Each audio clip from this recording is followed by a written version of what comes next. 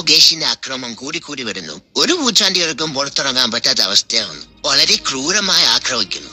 പ്രതിവാരം അന്ന് രാത്രി പൂച്ചാണ്ടി അസോസിയേഷൻ നടത്തിയ ഒരു മീറ്റിംഗിൽ ഞങ്ങളൊരു തീരുമാനമാണ്. പണ്ട് ഇവിടെ നാട് വിറപ്പിച്ചിരുന്ന ഒരു പൂച്ചാണ്ടി ഉണ്ടായി. നാട്ടുകാരെല്ലാം അവനെ കാട് കടത്തി. പക്ഷേ അവനെ നമ്മൾ തിരിച്ചു കൊണ്ടുവരണം. അങ്ങനെ അവനെ തെരഞ്ഞ് കുറ്റിക്കാട്ടിൽ പോയപ്പോൾ ഞങ്ങൾ കണ്ട കാഴ്ച